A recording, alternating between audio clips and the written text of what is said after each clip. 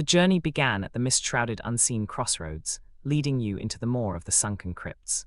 We witnessed the price of entry paid in Demetrius's noble blood at the door of verdict, unlocking the ancient halls. In the echoing rotunda, Drusus's arcane mastery awakened the slumbering resonance nodes, disturbing the dungeon's dark guardian. Yet the rotunda shadow was no match for Velvet's lethal grace, shattered in a single breath of starlight. Now the path descends further, the sanguine heart beating like a drum of war below, waiting for the final verdict. Right then, you lot. I feel it in my very bones, a great drum beating below. Is this the beast's heart or some grand battle march? Ha! Either way, Grayman and I shall lead the charge. Hold fast behind me, and keep your eyes peeled for any dust bunnies with sharper teeth this time. Forward! I spur Grayman, my spear lowered slightly, ready to clear the path to the central platform. Oh, a grand battle march, you say? Just be sure Grayman doesn't trip over the dungeon's delicate heart, Demetrius. We wouldn't want to stain the floor now, would we? And do try to make your entrance a bit more graceful than a stampede, Let us proceed with caution, Demetrius. The sanguine heart is no ordinary beast, and its rhythms are not to be trifled with. I sense a delicate balance at play here, one that could be easily disrupted by rash action. Allow me to guide us, that we may navigate this treacherous path with the precision and control it demands.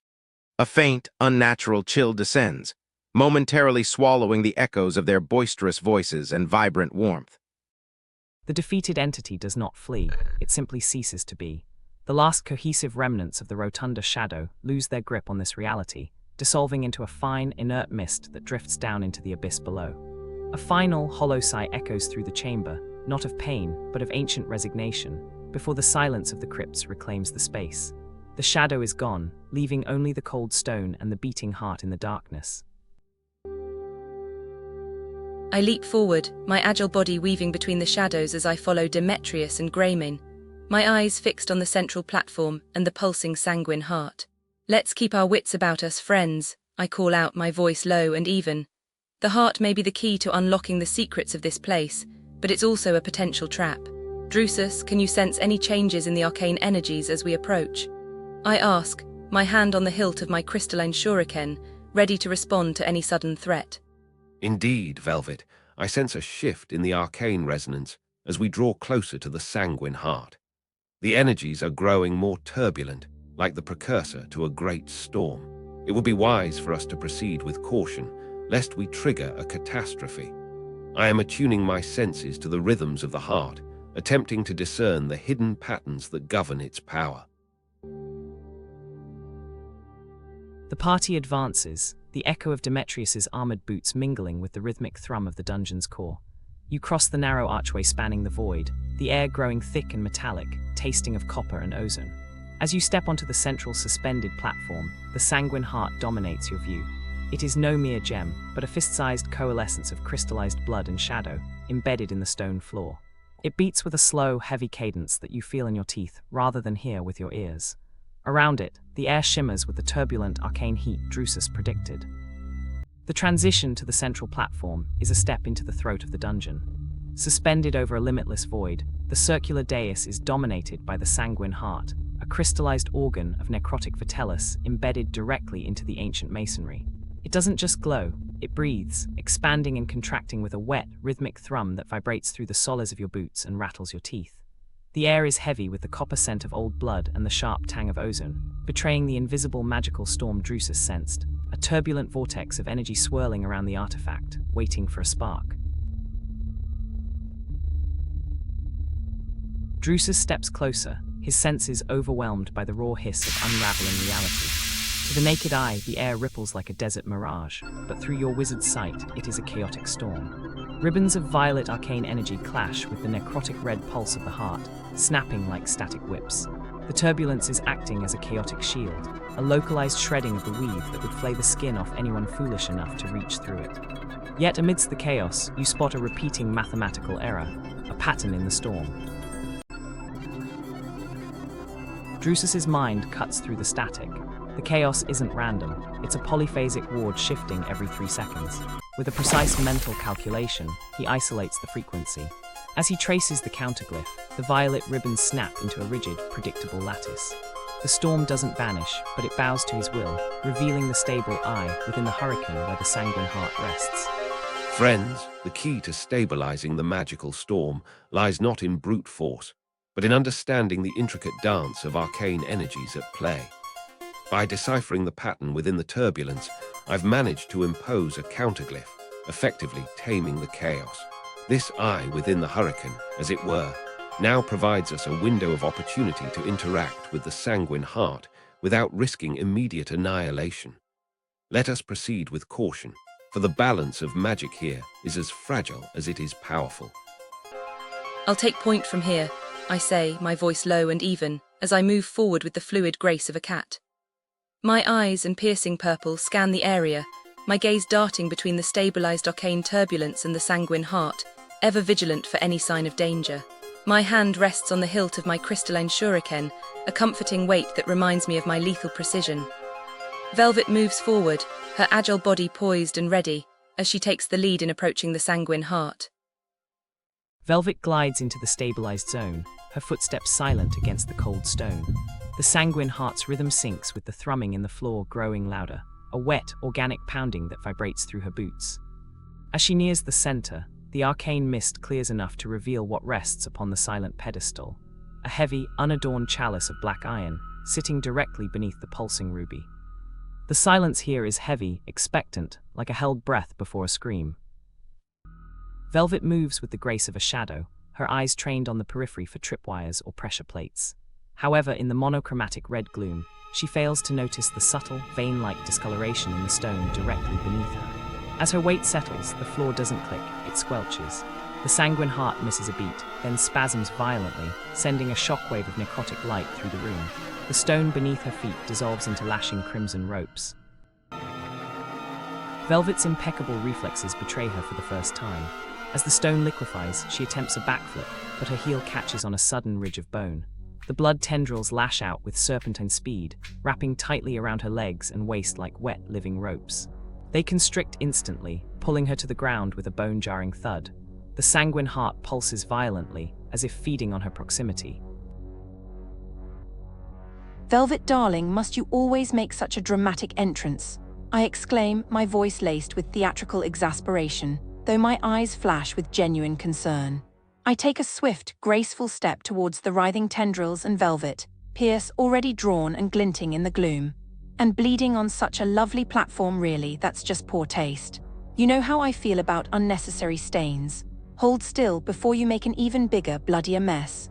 I reach out, my hand glowing with a soft, emerald light, preparing to channel restorative magic towards her wounds, even as I eye the tendrils with an impatient frown. Calliope moves with theatrical annoyance, her hand wreathed in soothing emerald energy. She reaches out to touch Velvet, channeling the weave to undo the damage done by the dungeon's trap. Ah, Callie, always so quick to restore my beauty, but can you also cut me free from these distasteful restraints? Calliope's magic isn't gentle, it stings like antiseptic before the relief washes over. The emerald light surges into Velvet, knitting the bruising and sealing the cuts instantly. Velvet is pulled back from the brink of unconsciousness to full vitality, her skin flawless once more, though the indignity of the crimson bonds remains.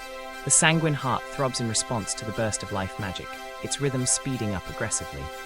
Right, healed you say. Good, now you red ropes. Let go of the lass or Grayman and I will turn you into a fine, thin paste. Forward, Grayman. Demetrius, ha, you heard me, tendrils. Grayman, show these overgrown worms what a proper charge feels like. Take that, I roar, lowering my spear and spurring Grayman directly into the lashing blood tendrils that hold Velvet captive, aiming to cleave them in two with a mighty thrust.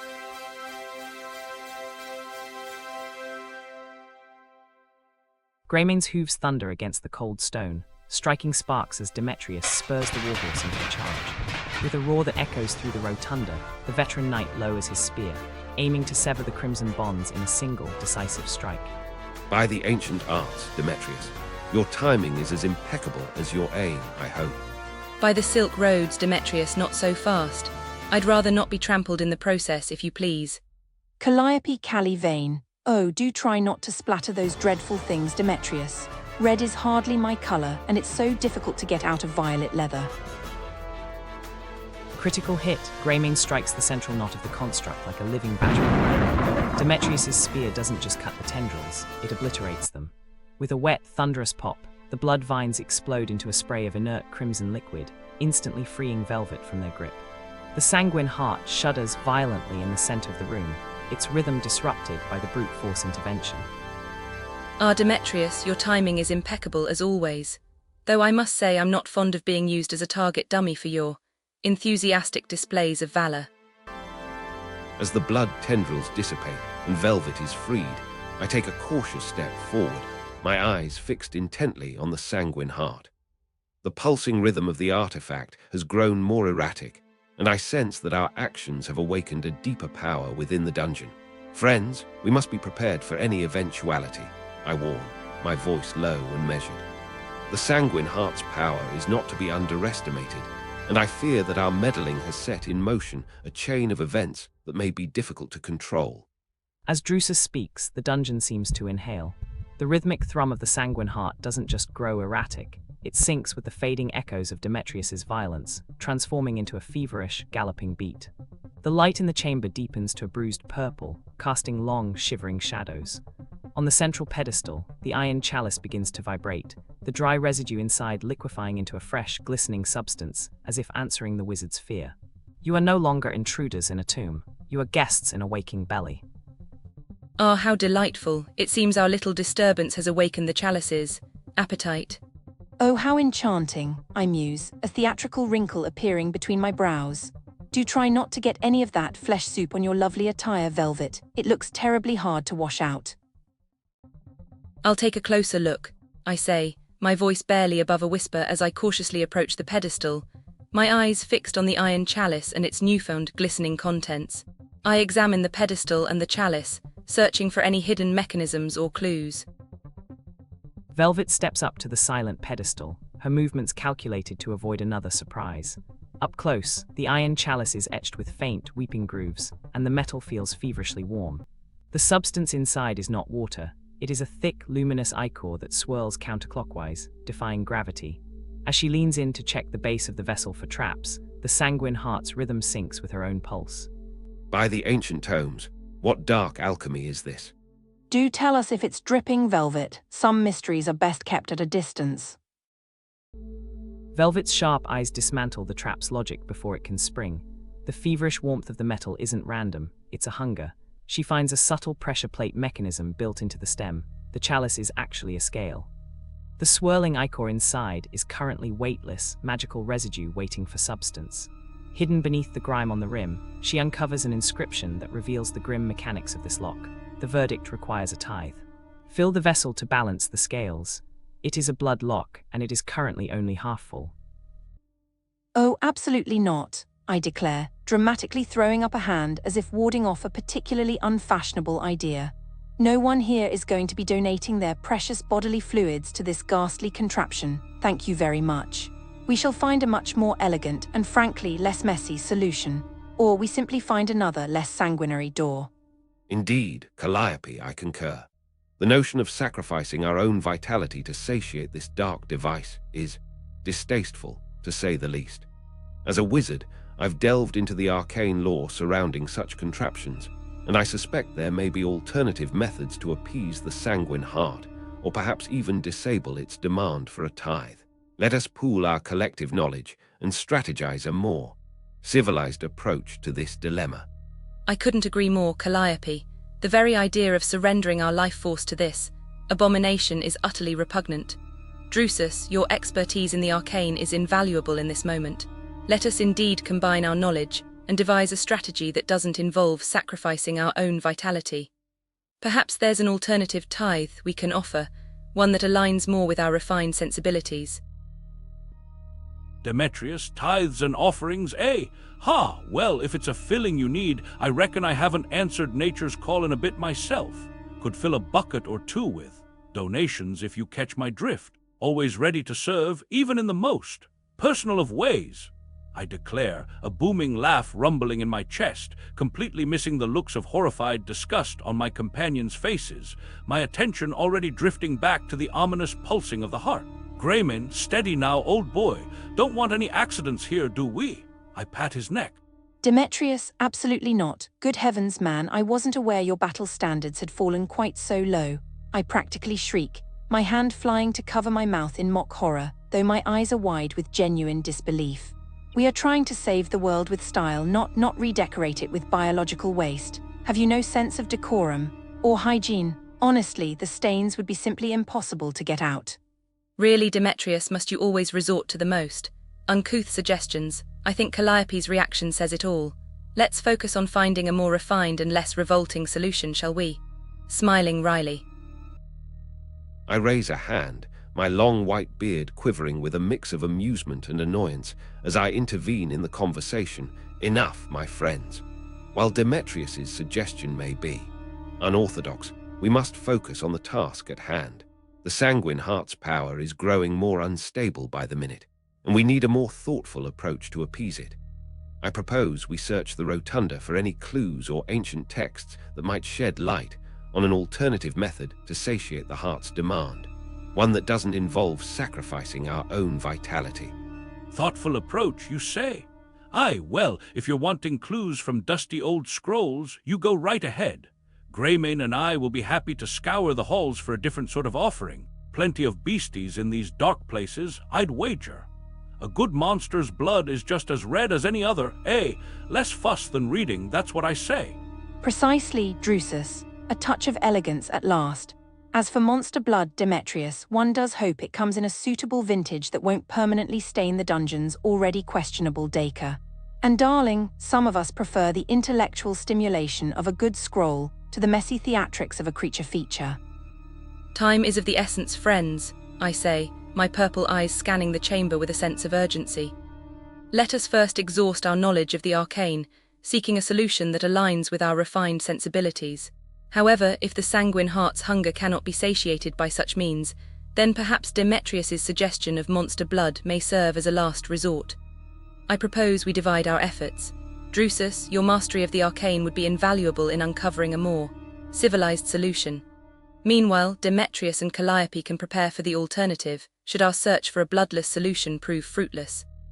I glance at the sanguine heart, my mind racing with the implications of our situation, my hand resting on the hilt of my crystalline shuriken, ready for any eventuality. Very well, let us proceed with caution and haste.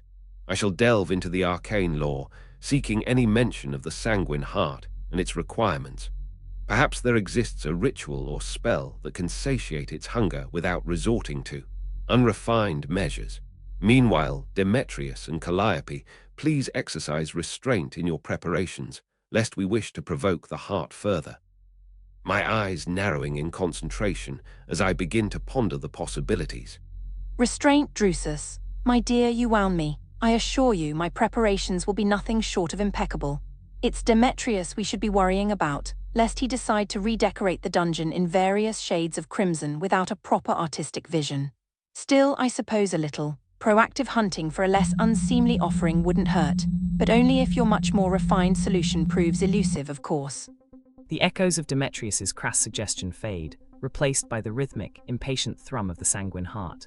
While the cavalier and the bard trade barbs about hygiene and decorum, Drusus steps forward, shielding his mind from the dungeon's necrotic pressure. He doesn't look for blood, he looks for the syntax of the spell that demands it. The chalice awaits a tithe, but perhaps the definition of tithe is open to interpretation.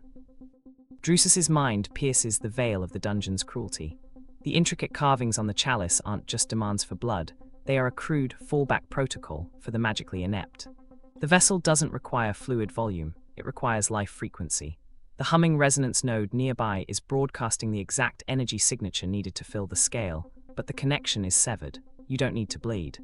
You need to turn the room into a circuit. Ah, the elegance of it all. I've deciphered the syntax of the blood lock, and it seems we don't need to resort to such barbaric measures. The vessel requires not blood, but life frequency, which can be supplied by harnessing the energy from the resonance node. By turning the room into a circuit, we can satiate the sanguine heart's demand without sacrificing our own vitality. A most intriguing solution, and one that highlights the beauty of arcane subtlety. By the principles of resonance and the harmony of the spheres, I shall establish a conduit between the resonance node and the iron chalice. I declare, my voice steady and measured as I begin to weave an intricate pattern with my staff, the tricolor robe I wear seeming to shimmer in harmony with the magical energies at play. I start the ritual, carefully channeling the life frequency from the resonance node towards the chalice, my eyes fixed intently on the artifact as I focus my will. The air hums with a low, vibrating chord as Drusus's will bridges the gap. A tether of pure violet light erupts from the resonance node, bypassing the physical need for blood and pouring directly into the iron chalice. The vessel glows, the heavy iron scales beginning to tip as the ancient mechanism accepts the life frequency. But the brighter the light, the deeper the shadow. The pile of cold dust near the platform doesn't just sit there, it shudders. Responding to the influx of magic, the grit coalesces, swirling upward into a jagged, humanoid form of darkness and razor-sharp stone. The dungeon has a guardian. A sound like grinding stones echoes from my form. My gaze snaps towards the coalescing rotunda shadow, my purple eyes narrowing as I whisper, "It seems our little trick has awakened a guardian. How delightful." Oh, now the dungeon decides to make an entrance. Honestly, some people have no sense of a proper dramatic pause. Another dust bunny. Ha! This one looks like it needs a good stomping, eh, Graymin? Odunda shadow ife a fleeting whisper, ust eterna, te voice isa los chapeo stone stone. Demetrius squints, trying to find a weak point in the swirling gloom. This is no natural beast. It is a coalescence of the dungeon's own decay. Up close, the skin is a shifting abrasive surface of sand and bone dust that hisses as it moves. The creature's hands are terrifyingly solid, massive, solidified clumps of dungeon grit formed into serrated talons that drip with a cold, oily shadow. It smells of stale air and opened grave. Calliope doesn't hesitate. With a theatrical flourish, she dashes across the stone platform, closing the distance in a blur of violet motion. Pierce flashes in the dim light as she thrusts toward the creature's shifting core. Calliope's lunge is textbook perfect, aimed straight for where a heart should be, but the rotunda shadow doesn't play by biological rules. As Pierce strikes, the creature's chest cavity simply unspools into a cloud of cold ash. The blade passes harmlessly through, finding no purchase in the swirling grit, and Calliope nearly overbalances as her target momentarily evaporates. Honestly, darling, must you be so evasive? A little substance would make this dance so much more satisfying.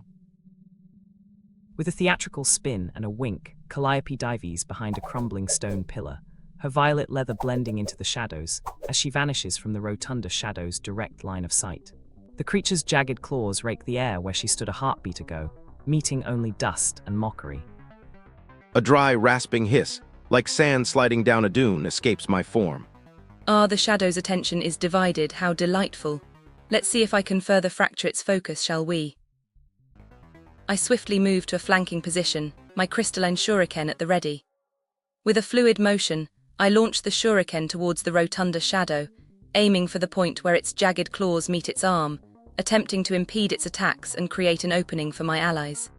Velvet capitalizes on the distraction, her arms snapping forward in a blur as she launches a crystalline star towards the creature's flank. Velvet's aim is impeccable. The crystalline star whistles through the dead air and strikes the creature's shifting shoulder with a dull thud. Unlike Calliope's blade, the shuriken finds purchase, embedding itself in the compacted grit. The rotunda shadow recoils, a hiss of escaping air and ancient dust erupting from the wound as the magical crystal disrupts its cohesion. A grinding screech of pain tears from my form, and my eyeless gaze swivels towards Velvet. Demetrius, ha, distracted, is it? Good. Graymin, old boy, let's show this pile of grit what a real charge feels like, for glory and for keeping our learned friends safe. I bellow, spurring Graymin into a full gallop, spear lowered, straight for the rotunda shadow.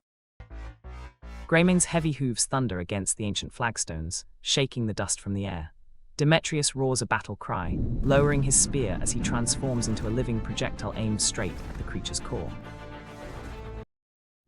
Graymin's hooves strike sparks against the stone as the charge connects. The spear tip punches through the swirling center of the rotunda shadow with a sound like cracking geodes. The entity tries to grasp the shaft with its stone claws, but the sheer momentum of the warhorse shatters its form. With a final, resonant crack, the magical cohesion fails completely. The guardian explodes outwards, not in blood, but in a shower of cold, heavy dust that rains down upon the platform, coating Demetrius's armor in the grey grit of the dungeon. Dust returns, a final dry whisper carried on the wind of its dissipation. Ha, see, just a bit of dungeon grit. Nothing a good charge won't clean up, Graymin? Now then, Drusus, what was that about wires and humming contraptions? The rotunda shadow dissolves completely, its form collapsing into a heap of inert, grey dungeon dust. Silence rushes back into the chamber, broken only by the heavy, metallic clank of the iron chalice. Fed by the resonance node, the vessel is finally full. The sanguine heart's necrotic pulse stutters, then aligns with the violet harmony of Drusus's ritual. The way forward is opening. The screech of the dying shadow fades, replaced by a crystalline hum that vibrates through the soles of your boots. The oppressive weight of the air lifts as the iron chalice, now brimming with violet resonance, projects a steady stream of light across the chamber. This energy strikes the massive obsidian slab ahead, the door of verdict, causing the hand-shaped depression in its center to pulse with an inviting, rhythmic blue glow. The way is sealed, but the key has been forged. Well, finally, a door that actually seems to want us, I muse, a wry smile playing on my lips. But let's not get ahead of ourselves, darlings. Experience has taught me that the most inviting things often have the nastiest little surprises. Pierce a little reconnaissance, if you please. I approach the door of verdict with cautious grace, rapier point low, my electric blue eyes meticulously scanning the floor, hinges, and frame for any tripwires, pressure plates, or telltale scratches of a trap mechanism. I'm not about to ruin a perfectly good entrance with a silly booby trap. The violet resonance from the chalice casts long, dancing shadows as Calliope steps up to the obsidian slab. The blue pulse from the hand-shaped depression is hypnotic, almost too inviting. She leans in, Pierce held ready, her eyes scanning the hairline fractures in the ancient stone for anything that looks too mechanical, too precise, or too deadly. Ah, Calliope, it seems your usually keen eye for detail may have missed something this time. A roll of 5 is concerning. Calliope runs a gloved hand along the cool, dark surface of the door of verdict. The violet light from the chalice and the blue pulse of the lock dance across the obsidian, creating a dazzling display that serves to distract rather than illuminate. She taps the frame, checks the floor for pressure plates, and peers at the hinges. To her eye, dazzled perhaps by the magical light show, the door appears flawlessly smooth and devoid of mechanical trickery. She finds absolutely nothing to suggest danger. My dear Drusus, sometimes the most profound discoveries are found in the absence of clutter. As for concerns, darling, I assure you my eyes are perfectly capable of spotting a genuine threat, unlike certain dust bunnies that tend to trip up the less discerning. This door, however, is merely a dramatic entrance, not a death trap. Completely clear. Now, who's ready for a grand unveiling? Demetrius leans down from his saddle, stirring the mound with the tip of his spear. The shadowy form has completely destabilized, returning to the inert, gritty dust that coats the rest of the dungeon. However, the creature's weapons remain intact, chunks of magically compressed stone, sharpened to a razor edge, resting amidst the debris. They are heavy, cold, and dangerously sharp. Sharp enough these might make a decent spearhead if you're in a bind, or a good nail for pinning down a tent, Graymin? Demetrius, right then, no use letting good materials go to waste. A few of these'll do nicely. I lean down from Graymin's saddle, my gauntleted hand easily scooping up a handful of the jagged grit claws. I give them a satisfied jingle, then tuck them into a pouch on Graymin's saddlebag. Never know when a good bit of sharpness comes in handy, boy? Good for a quick field repair. Or, what was that about doors again, Bit drafty in here, I say, already half distracted, my attention drifting towards the door of verdict. The jagged stone talons rattle as they slide into the saddlebag, heavy, cold, and still humming with a faint resonance of the dungeon. Graymin snorts, unbothered by the supernatural cargo. With the battlefield scavenged, the way forward beckons. Calliope stands by the massive obsidian door, her silhouette framed by the rhythmic blue light of the lock, waiting for the party to gather. An excellent decision to scavenge what we can, Demetrius. Now, let us proceed with caution. The door of verdict awaits, and I sense that what lies beyond will require all our collective cunning and magical prowess. Ah, the plot thickens, it seems. I do hope the door's grandeur is matched by the wonders that lie beyond. With a thoughtful nod, I begin to examine the door of verdict more closely, my eyes scanning the intricate carvings and the pulsing blue glow of the lock. I reach out a hand, my long white beard quivering with a mix of curiosity and caution, and gently touch the obsidian surface. Let us proceed with caution, my friends, I warn, my voice low and measured. The door of verdict is not just a physical barrier, but a test of our worthiness to proceed. I sense that the trials ahead will require all our collective cunning and magical prowess. Drusus steps forward, his robes trailing in the dust. The air near the door vibrates with a low-frequency hum that he feels in his teeth. As his fingers brush the cold stone, the blue pulse in the hand-shaped depression reacts to his proximity, flaring brighter. Calliope Callie Vane. Oh, Drusus darling, are we still analysing? I already confirmed it's a dramatic entrance, not a riddle wrapped in an enigma. Though, if you must insist on adding more arcane flourish to our grand unveiling. Drusus's mind aligns with the arcane geometry. He realizes the verdict is a literal test of vitality. Ordinarily, this door would demand a lethal blood sacrifice to function, draining the life of anyone who touched it. However, the iron chalice is emitting a life frequency override. The violet resonance is effectively tricking the door into believing a dungeon master, one of the ancient architects, is present. The lethal ward is suppressed. The door is now merely a servant, awaiting a command. Shall we proceed then? The door awaits, and I have a feeling the true wonders of this place lie beyond. I gesture elegantly towards the door of verdict, my purple eyes sparkling with anticipation. Let us proceed with caution, my friends. The door of verdict, while no longer a lethal trap, still holds secrets and surprises beyond its threshold. As we step forward, remember that our collective cunning and magical prowess will be our greatest allies in the trials to come. As if in response to Velvet's confidence, the resonance from the iron chalice surges one final time. The blue light in the door's locking mechanism flares white, and with a deep, sub-bass thrum that vibrates in your chest, the massive obsidian slab splits down the center. It does not grind against stone. It glides open on invisible arcane rails, acknowledging the master key. The barrier parts to reveal a descending staircase shrouded in cold mist, smelling faintly of ozone and ancient parchment. As the resonance aligns, a sudden clarity washes over Drusus. The chaotic noise of the dungeon resolves into a perfect, solvable equation. He realizes that magic is not merely force, but frequency, a lesson learned from the iron chalice's vibration.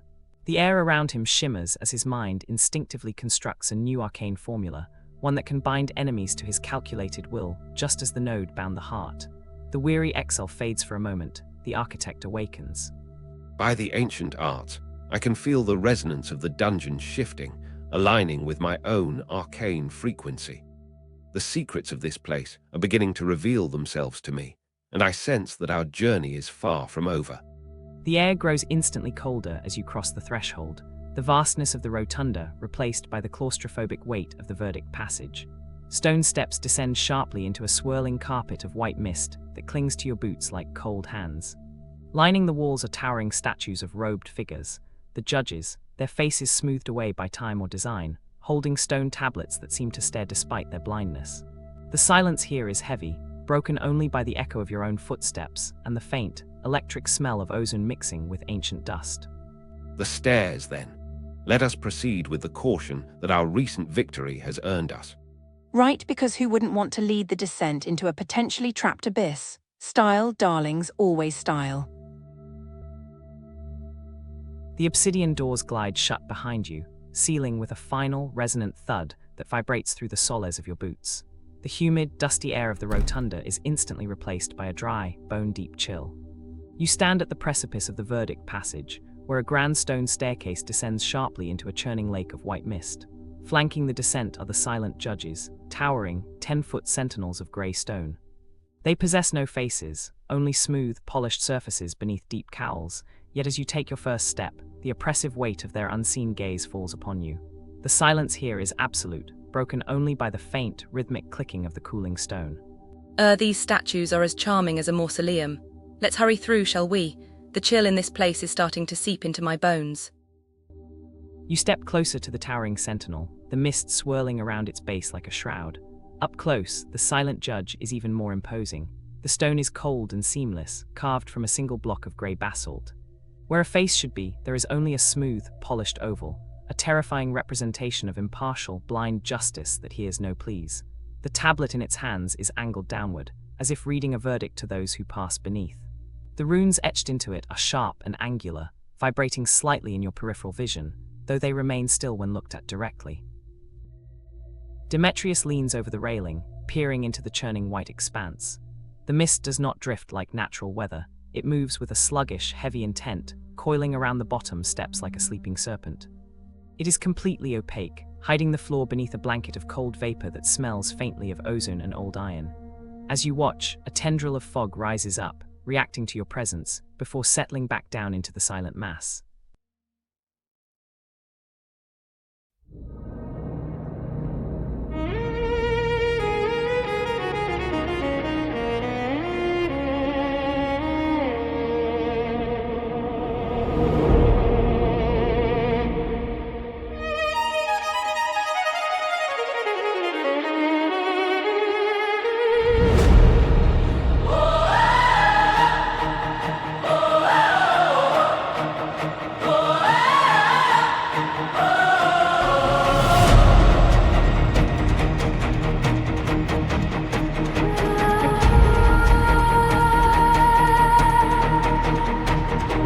Sanguine heart, a fever drum, in weeping groups the echo spun, an iron cup upon the stone, a verdict whispered, a chilling moan, a tithe is owed to balance fate before the law conceals the gate.